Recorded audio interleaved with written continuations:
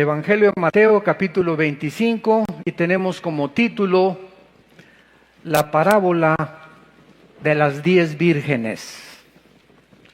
La parábola de las 10 vírgenes. Mateo, capítulo 25, versículos del 1 al 13. Entonces es Jesús hablando: el reino de los cielos será semejante a 10 vírgenes que tomando sus lámparas salieron a recibir al esposo. 5 de ellas eran prudentes y 5 insensatas. Las insensatas, tomando sus lámparas, no tomaron consigo aceite. Mas las prudentes tomaron aceite en sus vasijas juntamente con sus lámparas. Y tardándose el esposo, cabecearon todas y se durmieron. Y a la medianoche se oyó un clamor: ¡aquí viene el esposo! ¡Salgan a recibirle! Entonces todas aquellas vírgenes se levantaron y arreglaron sus lámparas. Y las insensatas dijeron a las prudentes: denos de vuestro aceite, porque nuestras lámparas se apagan. Mas las prudentes respondieron diciendo: para que no nos falte a nosotras y a vosotras, id más bien a los que venden y compren para ustedes mismas. Pero mientras ellas iban a comprar, vino el esposo. Y las que estaban preparadas entraron con él a las bodas y se cerró la puerta. Después vinieron también las otras vírgenes diciendo: Señor, Señor, ábrenos. Mas él respondió y dijo: de cierto os digo que no os conozco. Velad pues, porque no sabéis el día ni la hora en que el Hijo del Hombre ha de venir. Damas y caballeros, iglesia de Dios y familia de Dios, nadie puede tener ahorita en el mundo, y no solamente en el área cristiana o la dimensión cristiana, sino también en el área política, artística, deportiva, etcétera, etcétera, nadie tiene alguna duda que el mundo se encuentra enfermo, que están sucediendo cosas en el mundo aparentemente inexplicables, y que existe un espíritu de estrés, de incertidumbre. Como dicen en mi rancho, el miedo no anda en burro. Hay un temor impresionante en la gente y preguntándose todos: ¿qué pasará? Ahora que acaba de suceder este terremoto aquí en la Ciudad de México, hemos visto de qué forma los ciudadanos mexicanos han respondido y de qué forma como que las tragedias nos unen. Como que en ese momento ya no ves si es negro, si es amarillo, si es blanco, si es del PRD, si es del PRI, si es del PAN, ¿verdad? Yo nunca vi a los topos o a este grupo de personas que sacaban personas de los escombros diciéndole: oye, ¿eres del PRI o del PRD? ¿Eres blanco o eres negro? En ese momento se acaba completamente todo el racismo, todos los niveles culturales. En ese momento lo único que nos hace es, ¿verdad?, la tragedia, unirnos y buscarnos con todo el corazón. Anteriormente en la ciudad de Houston hubo una inundación impresionante con el huracán Harvey. No se imaginan ustedes que el agua estaba casi a más de 1 metro de altura. Y cuando iban en las canoas los rescatistas, ahí se actuó con demasiada rapidez, gracias a Dios. Lo mismo, tú no veías a ninguna persona que estaban rescatando diciendo: se me olvidó mi Rolex en la casa, regresemos por él. O mis palos de golf.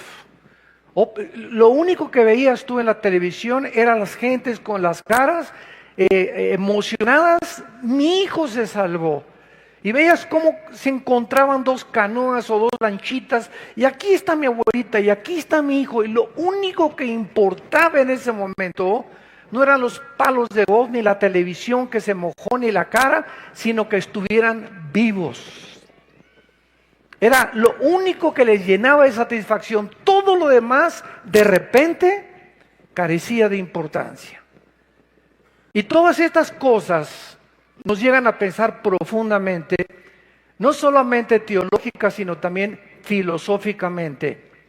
¿Qué pasaría si las circunstancias en el mundo, o por ejemplo en México, siguieran iguales? Todo jijiji, jojojo, Disneylandia, todo el mundo progresando, etcétera, etcétera. Todo mundo feliz y contento, camino al infierno.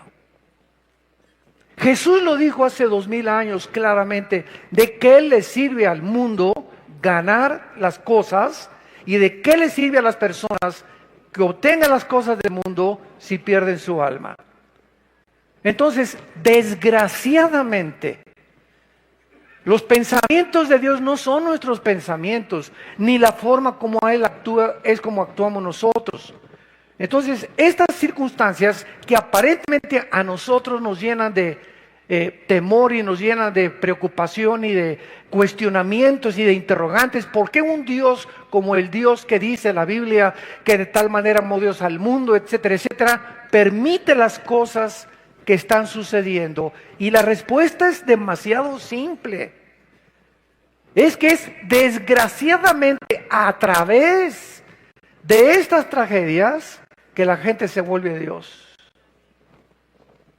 Es a través de estas circunstancias cuando comenzamos otra vez a pensar, caray, la muerte está enfrente de nosotros. Todos tenemos conciencia que tenemos que morir, pero con el trajín de la vida, el jajaja y el jijiji y el club y los caballos y las telenovelas y el dinero y por aquí por allá, de repente nos olvidamos que la muerte sucede en nuestra vida, tal vez saliendo de esta iglesia. Tal vez cuántos de los que nos están escuchando, hoy es el último día que Dios les está hablando a sus corazones. Y son estas circunstancias las que nos hacen comenzar a reflexionar otra vez. Y yo hubiera estado en esos escombros. ¿Cuántas miles de personas son las que se han encontrado en los grandes terremotos de más de 500, 2000, 5000 personas? Se fueron a la cama, se durmieron creyendo que iban a amanecer.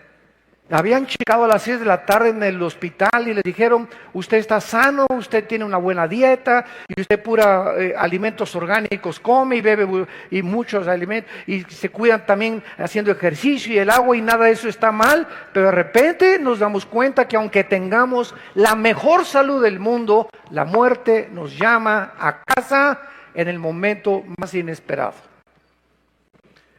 Esto nos hace reflexionar a nosotros que seguimos en este mundo vivos, considerar qué es el cristianismo, porque las iglesias, escúchenme, las iglesias cristianas evangélicas en el mundo entero están llenas de personas no salvas, que creen que por ir a la iglesia tiene la salvación y son las que se van a llevar el susto de su vida, como la parábola que vamos a continuación a desarrollar. En esta parábola, el Señor Jesucristo nos advierte la importancia de permanecer velando, diario, continuamente, no solamente el domingo. La vida cristiana es una relación personal, viva, orgánica con alguien que vive, que es Jesús. Y si tú no tienes esta relación diaria, viva, orgánica con Jesucristo, aunque el domingo vayas a alguna iglesia o tengas alguna religión, ¿qué susto te vas a llevar?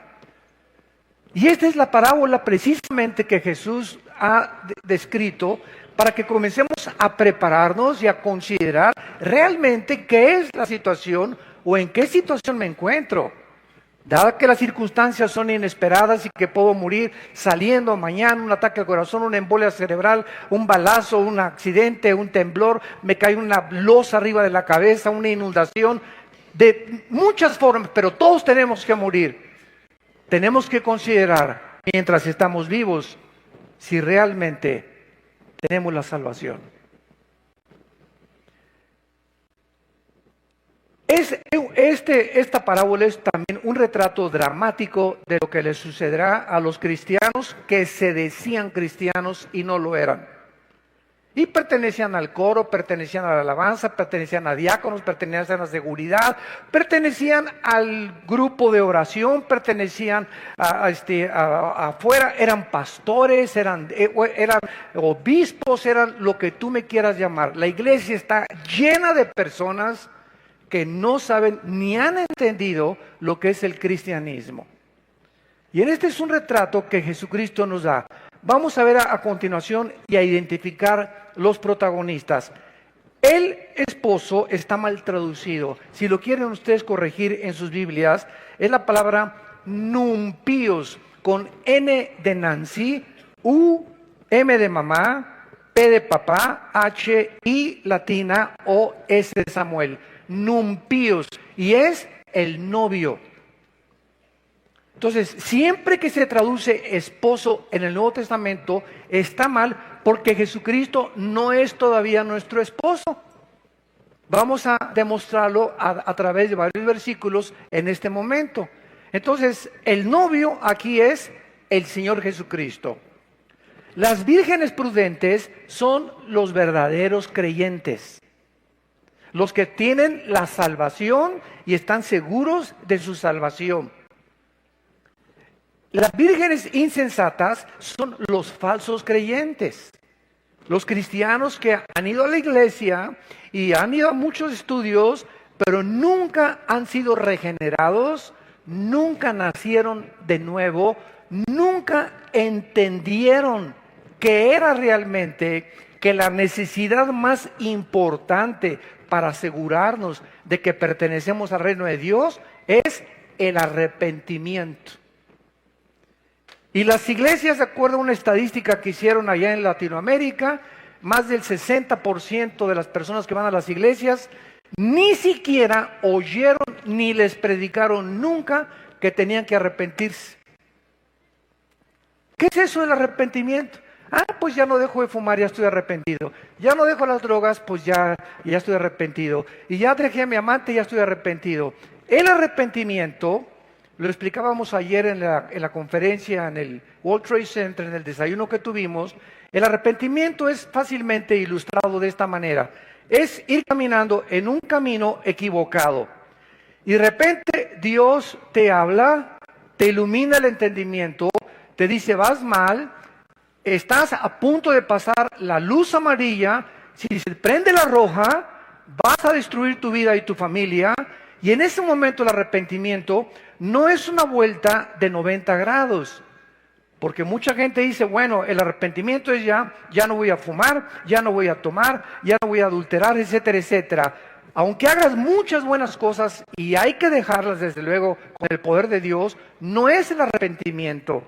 El arrepentimiento es, reconocer todas estas cosas, pero es un giro de 180 grados.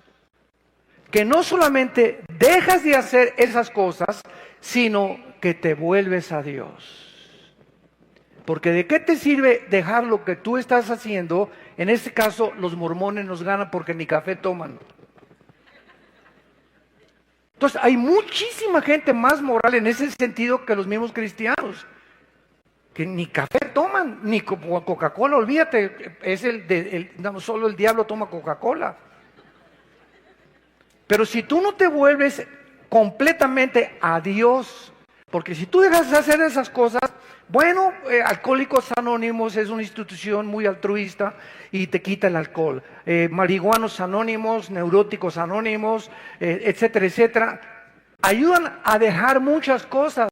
Pero no solamente se trata de eso, sino de que nos volvamos a Dios y camines ahora, de aquí en adelante, con la Biblia delante de ti, en contrario a lo que tú ibas, y comiences a leer y a seguir diariamente para que sepas en qué camino me encuentro, si estoy siguiendo a Jesucristo. Es algo diario, es algo diario. Y mientras esto no forme disciplina de tu vida, ¿se puede dudar realmente que tengas tú la salvación? Porque has dejado de hacer buenas cosas, eres una persona altruista, eres una persona moral. Y como los fariseos en tiempos de Cristo nos hubieran ganado a todos nosotros. No por afuera, ¿verdad? Y olvídate, ¿no? Y aquí está la mujer adúltera y la ley dice que hay que matarla a pedradas, etcétera, etcétera. Eran impresionantemente implacables y eran limpios ante la sociedad, pero su corazón, Jesucristo les dijo, es como un sepulcro. Por afuera la tumba blanca, pero por dentro de ustedes es un nido de podredumbre, de gusanos y de mazacuatas y coralillos y cascabeles. Entonces, qué importante es que tengamos estos principios. Las lámparas son la palabra de Dios. Dice en el Salmo 119, lámpara es a mis pies tu camino.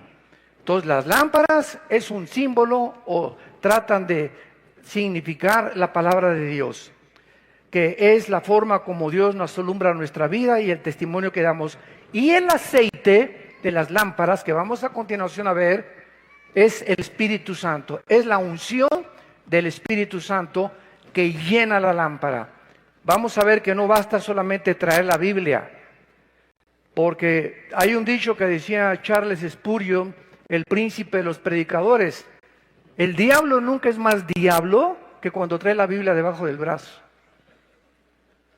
O sea, tú puedes ver a mucha gente, hay cantidad de sectas que usan la Biblia, que la luz del mundo, los testigos de Jehová, adventismo del séptimo día, etcétera, etcétera, ciencia cristiana, usan la Biblia.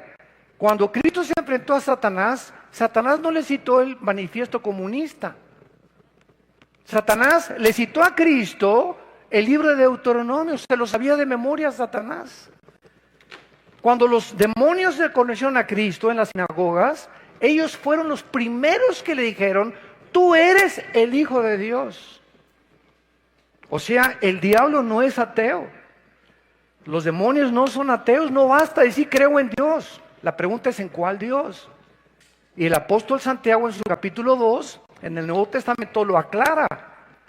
No basta decir simplemente que creo en Dios, los demonios creen y tiemblan, sino que necesitamos manifestar con nuestra vida que realmente hemos experimentado un cambio radical que nos ha hecho cambiar una vuelta de 180 grados y que digan, pero Juanito, ese no es Juanito, esa no es Paulina, esta persona yo no me la creo, es completamente diferente. Cuando el apóstol Pablo se convirtió, él tenía miedo de eso y comenzó la gente a decir, no, este trae un rollo nuevo ahí, ese no es Pablo, si lo vimos matar cristianos. Pablo mataba cristianos y era testigo de las muertes de los cristianos. Y de repente se aparecen los apóstoles y lo tienen que presentar para que los mismos apóstoles lo aceptaran y creyeran que Dios lo había cambiado. Yo recuerdo mi propia conversión. Yo era tan malo antes de ser cristiano, ateo y comunista y lo que tú me quieras poner, que cuando me convertí pasaron 2 o 3 años para que mi propia familia creyera que realmente me había cambiado. Creyeron que era un rollo mío para poder seguir siendo malo o seguir haciendo cosas malas. No lo podían creer de lo malo que era, que yo pudiera haber cambiado. Y eso es realmente lo que impacta a la gente, que ya no somos lo que somos. Ya don Pancho pues fíjese que mi esposo no me ama, hermano, ni me abraza. Y voy con don Pancho, es que con sus bigototes, pues así me hizo mi familia. Y todos en la familia somos fríos y a las viejas no se les tiene que abrazar. Me respete nada más y que esté sometida a mí. Oiga, don Pancho le tuve que decir, es que si usted no cambia después de recibir a Cristo, y si su papá sí lo enseñó, y usted fue frío antes de recibir a Cristo, y no abrazaba a sus hijas, ni abrazaba a su esposo, si usted no experimenta un cambio en su vida, no es mentira su conversión. Cristo vino a cambiar nuestras vidas radicalmente. Y si no hay ese giro de 180 grados, es mentira que tú seas cristiano. Si no has cambiado radicalmente tu perspectiva de tu matrimonio, de cómo tratar a tu esposa, a tus padres o a tus hijos, a tus amigos, la honestidad en tus negocios, es una fanfarronería tu cristianismo. Y de eso se trata esta parábola, precisamente de despertar las conciencias y darnos cuenta quién es y quién no es cristiano. Vamos ahora a continuación, y dice el versículo 1, entonces el reino de los cielos será semejante. Esta frase, será semejante, es lo que caracteriza las parábolas. Cristo está usando una comparación. ¿A quién? Al reino de los cielos. ¿Qué comparación usa? 10 vírgenes que vamos a ver que todas tenían sus lámparas. La palabra esposo, ya vimos, es numpíos, que es novio. Y Cristo, claramente en el Nuevo Testamento, no es retratado como el esposo, sino como el novio de la iglesia, que nosotros somos precisamente la novia, que es la iglesia de Cristo. Por ejemplo, en Mateo 9:15, anteriormente a estos capítulos, dice, Jesús les dijo a los discípulos, ¿acaso pueden los que están de bodas tener luto entre tanto que el esposo está con ellos o el novio? Ponle novio también ahí. Pero vendrán días cuando el novio les será quitado y entonces ayunarán. ¿Cómo lo sabemos? Porque es hasta Apocalipsis capítulo 19, en las bodas del Cordero, cuando viene nuestro matrimonio con Jesucristo. Claro que todo es un simbolismo, ¿verdad? Hasta que no se celebren las bodas del Cordero, no estamos ya verdaderamente como la esposa de Jesucristo. Vean ustedes ahora en 2 de Corintios capítulo 11, que el apóstol Pablo también tenía interés de que el cristiano entendiera este principio. 2 de Corintios 11, versículo 2, porque os celo con celo de Dios, porque los he desposado, o sea, comprometido con un solo esposo, para presentarlos como una virgen pura a Cristo. Es lógico, ¿verdad?, que si nosotros la iglesia somos y se nos simboliza como una virgen, es porque no nos hemos casado. Una persona que ya no es virgen es porque ya se casó. Entonces la Biblia nos simboliza al cristianismo como vírgenes. Por eso se usa la parábola de las vírgenes prudentes e insensatas. Y veamos también en Apocalipsis capítulo 19, al final de la Biblia, versículo 7 y versículo 9, que dice, gocémonos y alegrémonos y démosle gloria porque han llegado las bodas del Cordero y su esposa se ha preparado. Versículo 9, y el ángel me dijo, bienaventurados los que son llamados a la cena de las bodas del Cordero, porque estas palabras son verdaderas de Dios. Entonces es claro, ¿verdad?, que es Cristo el que es el novio. Y ahora veamos en segundo lugar en Mateo 25 que 5 de ellas tenían lámparas y las otras 5 las tenían pero sin aceite. Sin embargo, Cristo menciona 3 cosas de estas vírgenes. Número 1, todas tomaron sus lámparas para recibir al Señor. Versículo 1, y tomando sus lámparas salieron a recibir al esposo. Todas corrieron a recibirlo, o sea, todas aparentemente profesaban que Cristo era su Señor.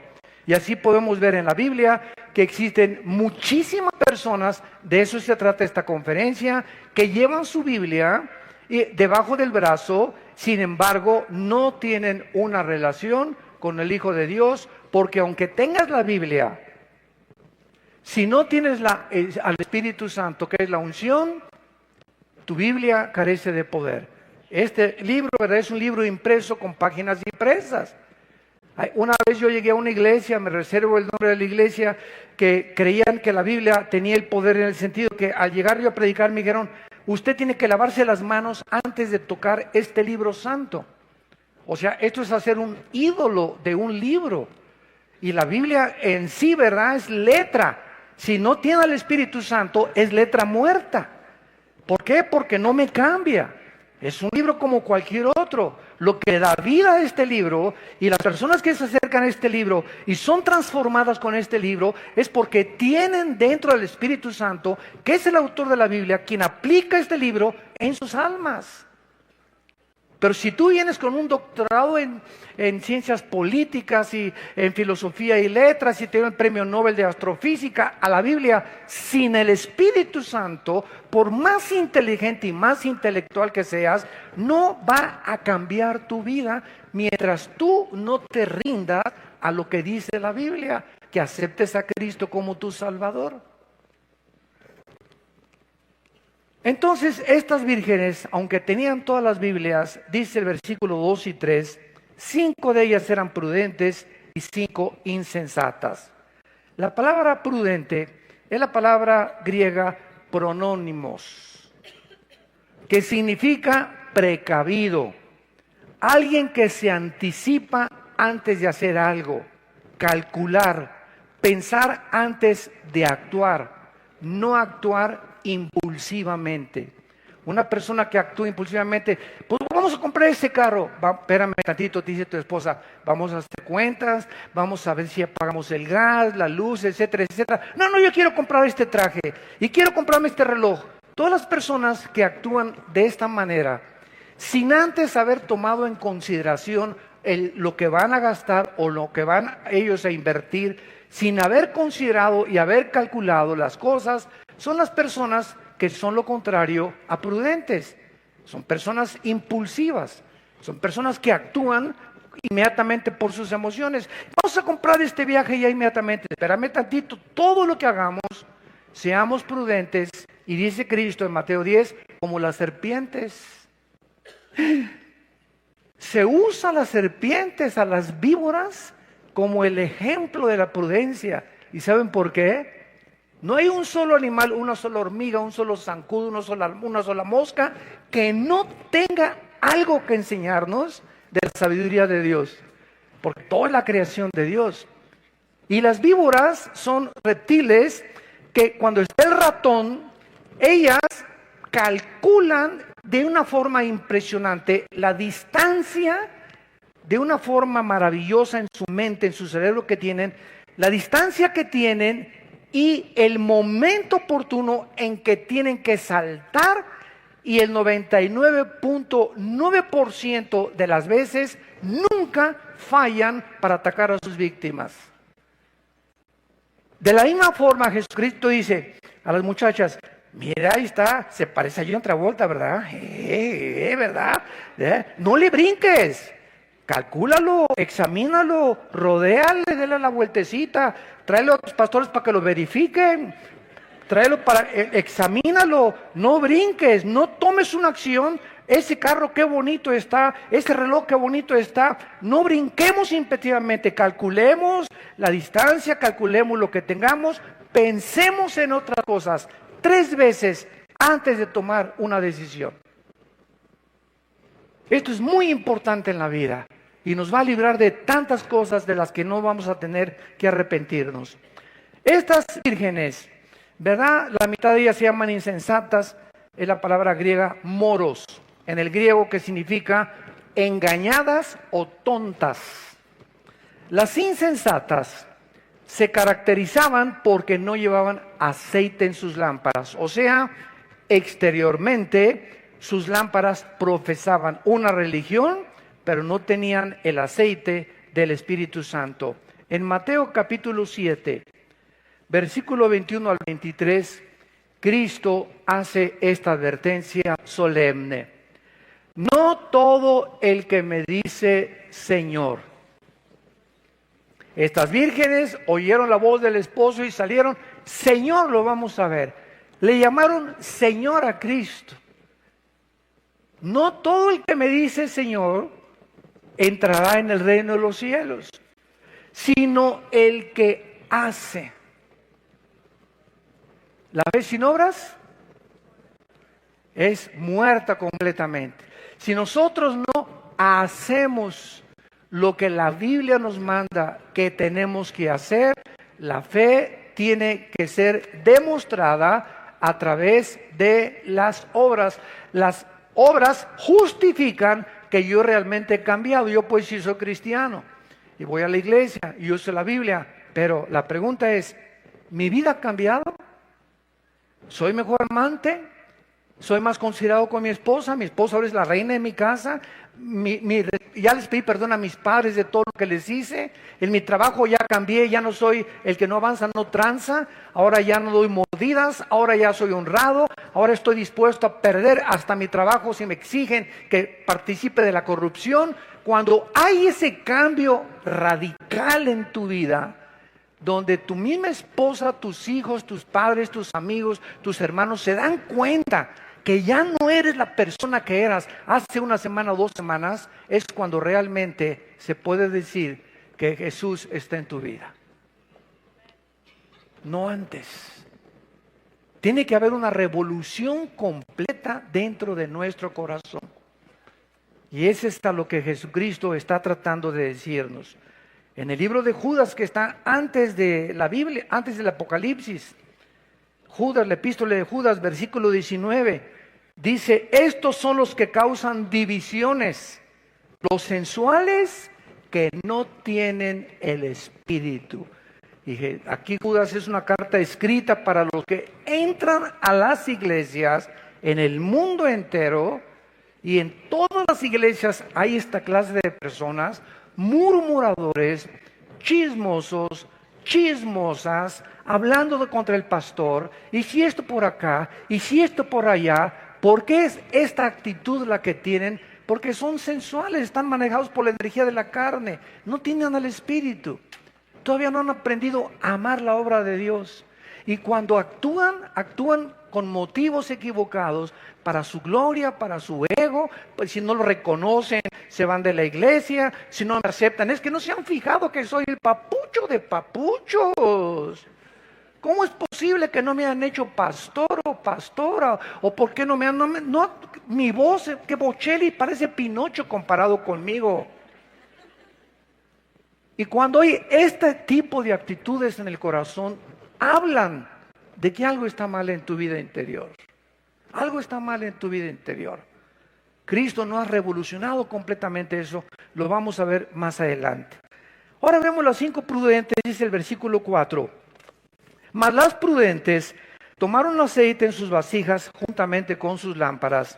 Estas vírgenes representan a los verdaderos creyentes que han creído en Jesús, lo han demostrado, han calculado, pensado profundamente lo que harán con sus vidas futuras, como dice Primera de Juan, capítulo 3, versículo 3.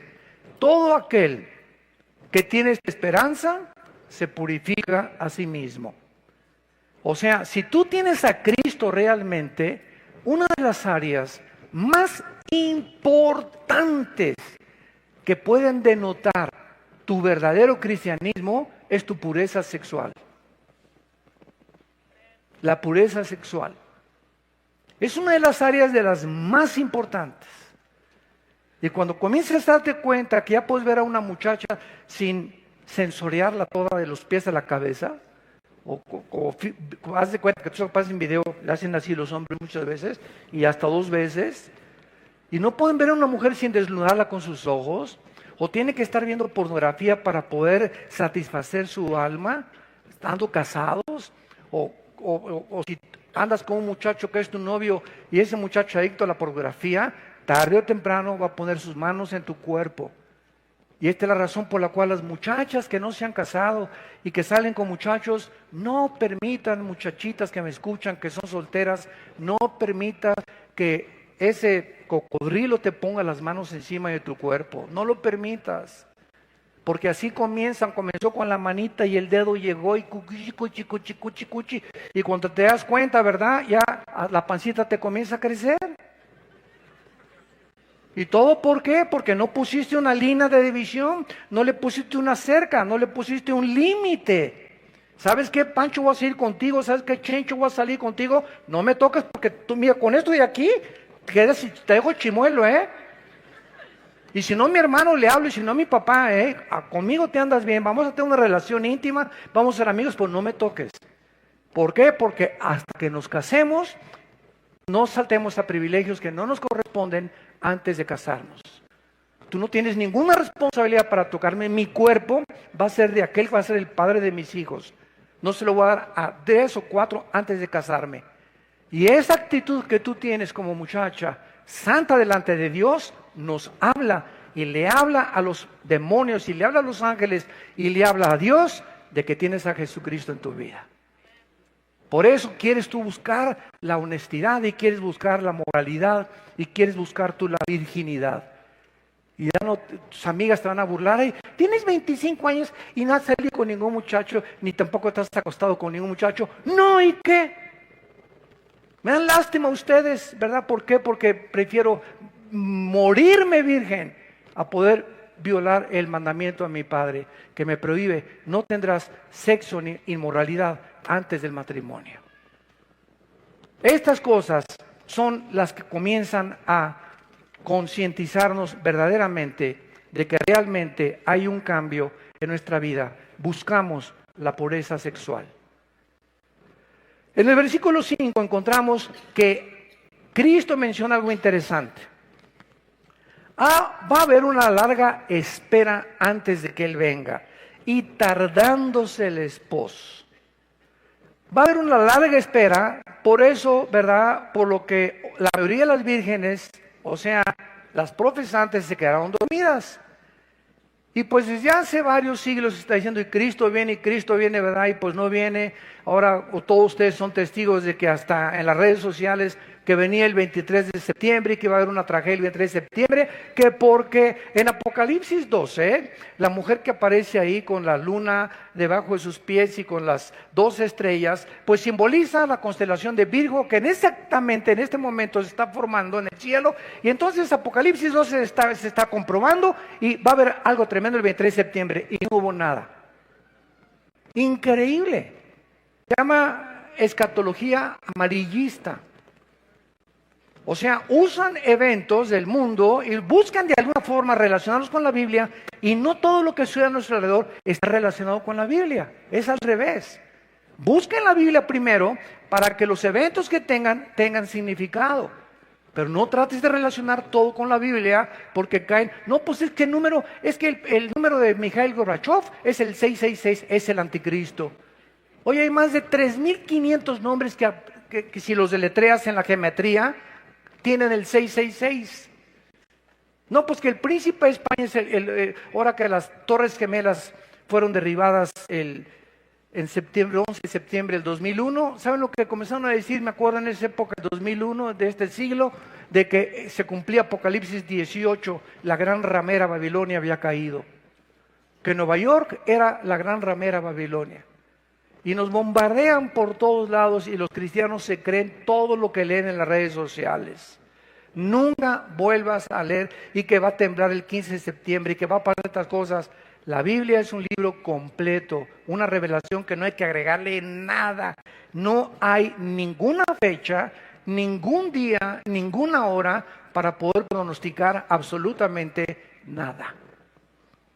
Entonces, todo lo que tú oigas son hipótesis, son teorías, son filosofías, pero de acuerdo a la Biblia lo vamos a ver. Nunca vamos a saber cuando nos sobrevenga el llamado para irnos a casa con el Señor. Entonces, dice el versículo 5, comenzaron a cabecear todas y se durmieron. Y a la medianoche se oyó un clamor que dijo: ¡ahí viene el esposo! Salgan a recibirle.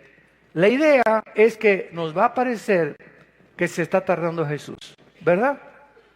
Se está tardando Jesús, más tiempo de lo esperado, porque millones de creyentes a través de los siglos lo han estado esperando. Sin embargo, si no ha llegado, llegó a ellos el día que se murieron. Entonces, de que va a venir físicamente, va a venir físicamente, pero si no viene en 5 años o en 3 años, el día que tú te mueras y el día que yo me muera, vamos a tener a Dios como el juez o como el salvador de nuestra vida. Y esto es muy importante. Hace algún tiempo les conté que había un hombre, no me dijo si era ateo, agnóstico o fanático de qué cosa, y me preguntó saliendo un desayuno de un hotel: oiga, usted es el que dio la conferencia, sí, a sus órdenes, ¿en qué le puedo servir? Y me dice: pues es que Dios es todopoderoso, ¿verdad? Le digo: claro, es Dios todopoderoso. Y me dice: y si es todopoderoso, Él puede acabar con el mal, ¿verdad? Claro que sí, Dios puede acabar con el mal. Y dice: ¿por qué entonces, si Dios es todopoderoso y no ha acabado con el mal, entonces significa, conclusión, de que no es todopoderoso? Y le contesté y le dije, ¿sabe una cosa? Dele gracias, compadre, porque comenzaría con usted. Entonces, dice en 2 de Pedro 3, versículo de 3 al 4, que Dios es paciente y no ha hecho lo que queremos que haga, que ya venga, que ya acabe con el mal, por su paciencia, para darles oportunidad a muchos de ustedes que nos escuchan aquí físicamente y por las redes sociales, para que te arrepientas. Entonces, si Cristo hubiera venido la semana pasada, o hubiera acabado con el diablo la semana pasada, ¿cuántos de los que nos escuchan estarían en el infierno? A verlo, velo desde esa perspectiva, porque los pensamientos no son igual a nuestros pensamientos. Él no piensa como nosotros. Entonces, Él no lo ha hecho porque Él anhela que el mayor número de personas vengan a la cruz antes de que comience la gran tribulación. Y el peligro de dormirse, esto es una realidad de la naturaleza humana. Por naturaleza somos dormilones y nos cansamos. Yo como pastor se los digo sinceramente, ¿verdad? Y conozco a muchos líderes igual que yo. No se imaginan, el otro día me habló un pastor y me dijo, yo tengo problemas en mi casa, en mi iglesia. Y le dije, si tú tienes problemas en tu casa, escúchame esto. Yo tengo problemas con más de 38 iglesias que tenemos ya en el mundo, con los misioneros, con el dinero, con la administración, con las secretarias, con los carros, con los boletos de aviones, con los congresos, con los seminarios. Si tú tienes esas, haces una cosa, parece que estás en un lecho de rosas, le dije. Entonces dije, tú no te imaginas los problemas que yo tengo, le dije. Y estoy así, y llego a mi casa y nadie lo sabe, y nos vemos aquí en público, ¿verdad? No, el hermano se ve muy bien, etcétera, etcétera. Pero cuántas veces llegamos así, y he llegado a mi casa, me desplomo así junto a mi cama, agarro mi cojín, me lleno de lágrimas, orando, intercediendo, gritándole a Dios, Señor, echando mi ansiedad sobre ti, no quiero amanecer así, no quiero que esta actitud mía afecte a mi esposa ni a mis hijos, no quiero proyectar eso, ayúdame, sosténme, tú eres mi fortaleza, mi pronto auxilio en las tribulaciones, Él es mi roca firme, si no estoy contigo, Señor, no puedo vivir para ti, y sacamos todo aquello y comenzamos otra vez a renovar fuerzas como el águila. Pero la tendencia es dormirnos. La tendencia es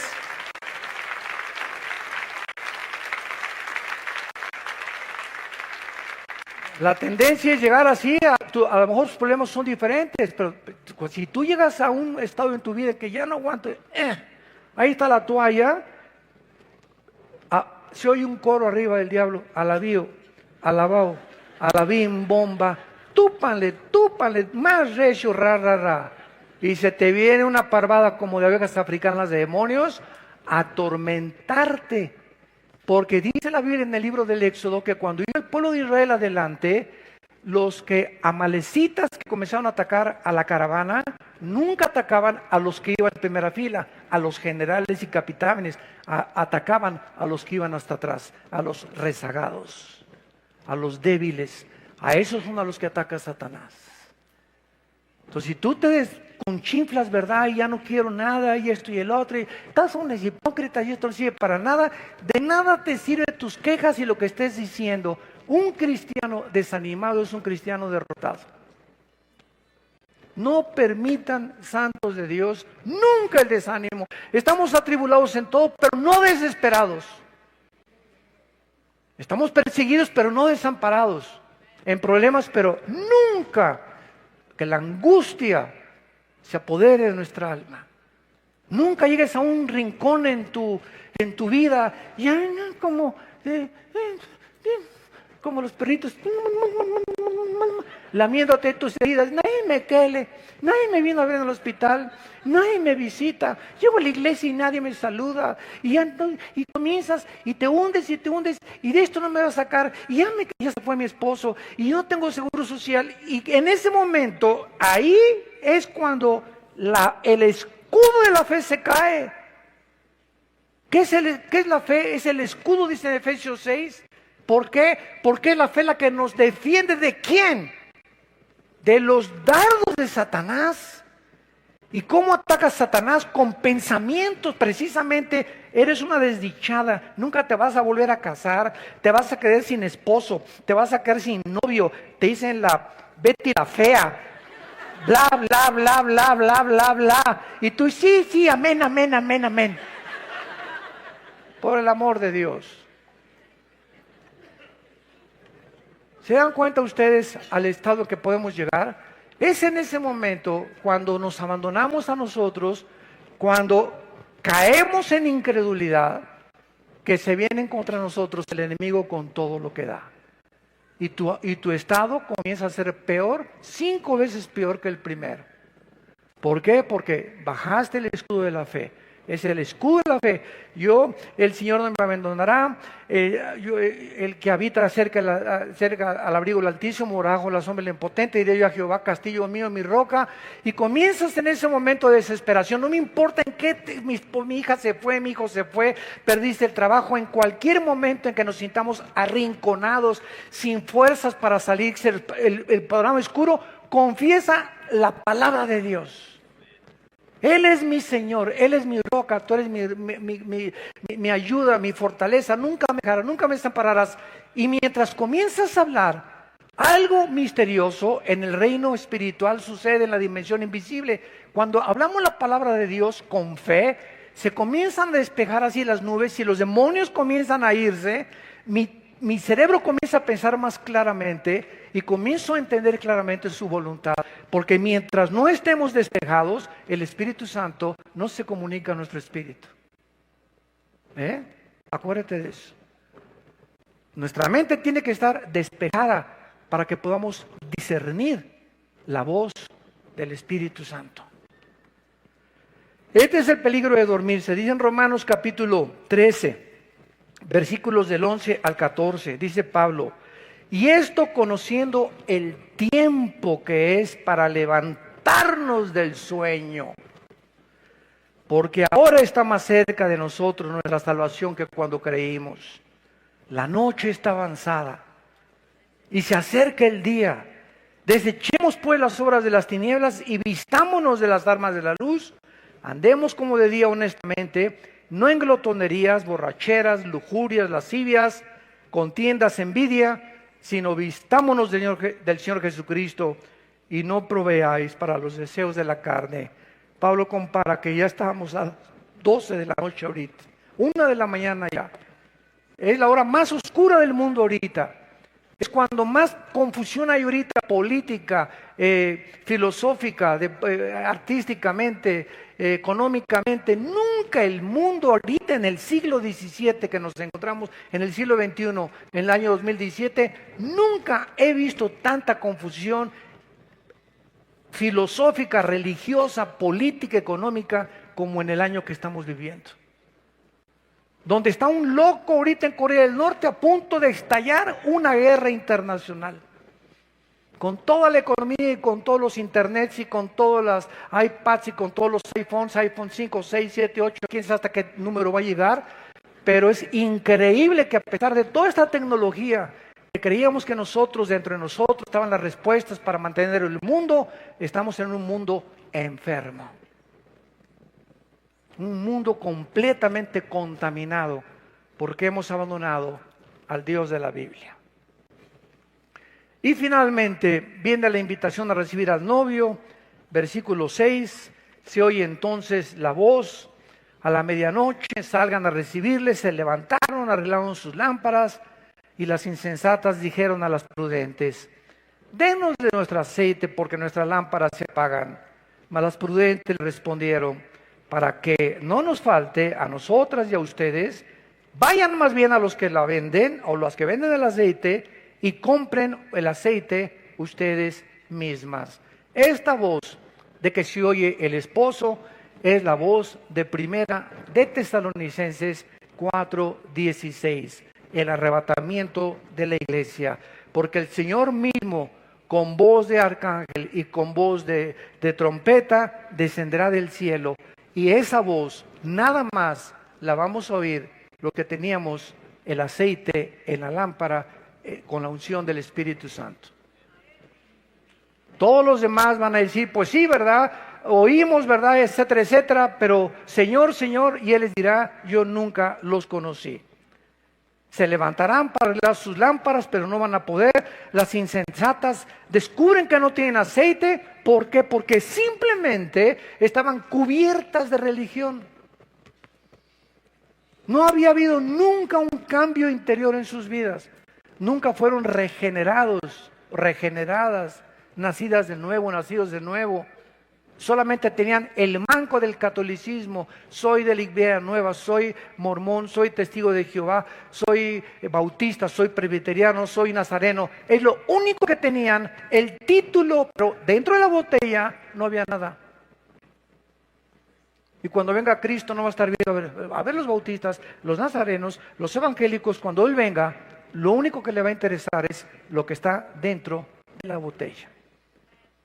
La esencia, el espíritu que nos ha transformado y que nos ha revolucionado a todos nosotros. Y finalmente las prudentes, dice el versículo 9, entonces estaban preparadas, sus corazones purificados y santificadas. Pero esta salvación, lo vemos claramente, que cuando comenzaron a pedirles, denos de su aceite, es que espérame tantito, la salvación es individual. Es que mis papás me dieron otra religión. Mira, tus papás no van a pagar la condenación por tu vida cuando Cristo venga.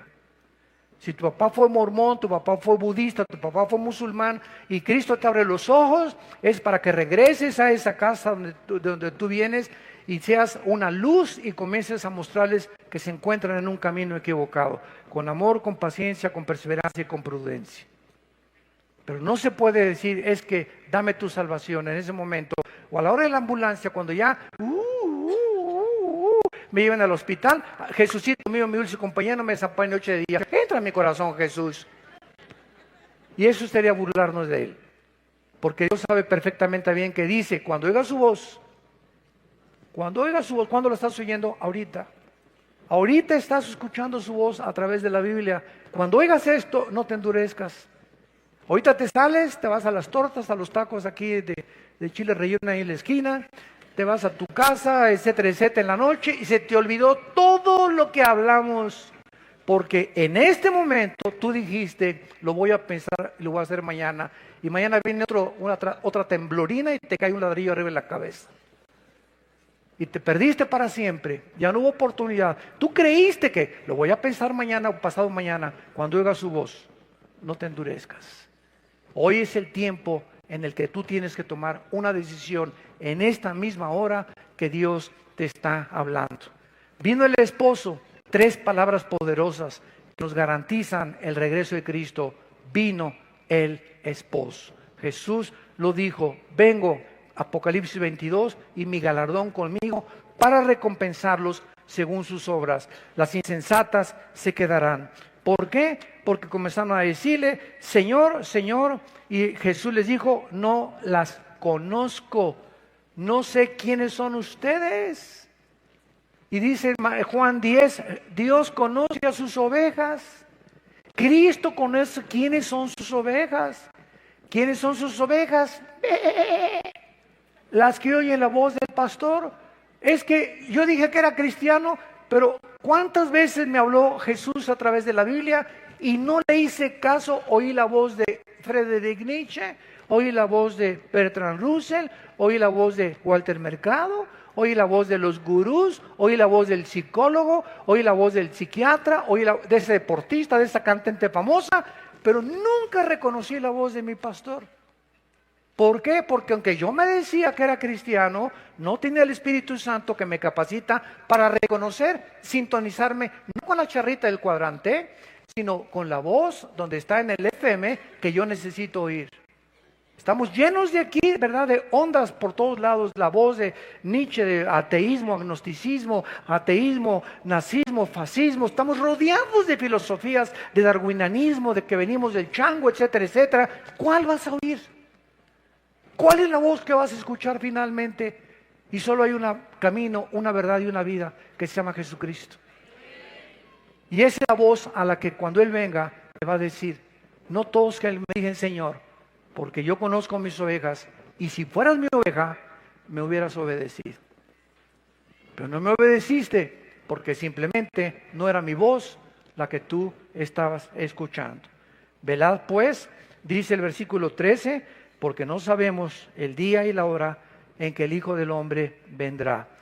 Y en el capítulo 25 de aquí de Mateo, versículo 42 en adelante, él dijo estas palabras. Mateo 25, versículo 42. Porque tuve hambre y no me diste de comer, y tuve sed y no me diste de beber. Velad pues, porque no sabéis a qué hora ha de venir el Señor. Pero sabed esto, que si el padre de familia supiera a qué hora el ladrón habría de venir, velaría. Si tú supieras a qué horas habría de temblar, ¿qué harías? ¿Se imaginan? ¿Qué haces? Te preparas, ¿verdad? Y no te quedas ahí. Bueno, precisamente como no sabemos, tenemos que estar preparados. Si supiéramos cuándo viene Jesús, nos prepararíamos. Pero como no sabemos cuándo viene, esto es diario. Porque puede ser hoy la última vez que Dios nos hable y que Él pueda venir en la madrugada, hoy a las 6, a las 4, o no amanezcamos mañana. Versículo 44, por tanto también ustedes estén preparados, porque el Hijo del Hombre vendrá a la hora que no pensáis. La pregunta en esta mañana a tu corazón es, ¿estás tú preparado para encontrarte con tu Dios? Ahora que estuve en Bogotá, tuve el privilegio, ¿verdad?, de que fueron allá. Es muy diferente la política que aquí en México. Allá los senadores, los diputados van a las reuniones cristianas y no les da vergüenza, desde luego, los que son cristianos. Esta vez llevaron, ¿verdad?, a un político muy importante, y tuve la oportunidad de platicar con él, y una de las cosas que yo le pregunté cuando me dijeron que era cristiano, esta pregunta te la hago a ti ahora. Si tú te murieras hoy en la noche, ¿estás seguro que te irías al cielo? Algunas personas que les hice esta pregunta ahí en Bogotá se quedaron calladas y me dijeron, no lo sabemos, no somos lo suficientemente buenos. Inmediatamente supe que no eran cristianos. Porque el cristiano es la persona que dice, sí, estoy seguro que me voy al cielo, no porque sea bueno, no porque sea y haya hecho muchas buenas obras, sino simplemente porque alguien en una cruz pagó por mis pecados. Y gracias a lo que ese hombre hizo, por la gracia estoy eternamente agradecido. Y si entro al cielo, no va a haber nada de lo cual me merezca. Voy a entrar como un regalo que Dios me otorga como la salvación.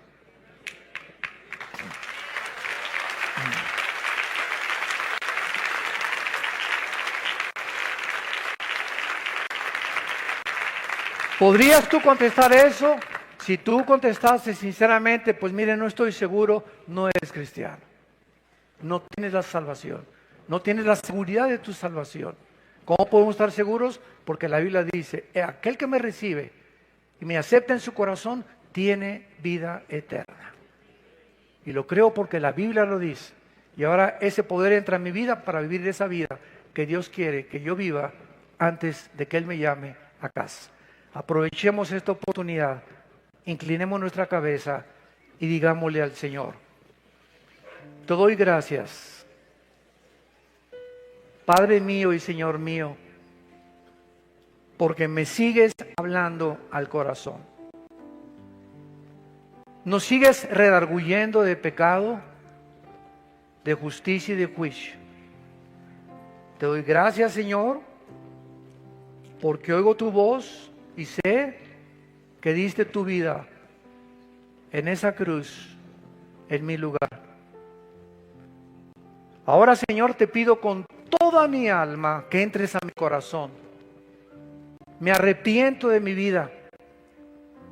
De todo lo que en el pasado he hecho, me arrepiento. Yo sé que nunca hubiera podido pagar la cuenta que tenía pendiente de pecado contigo.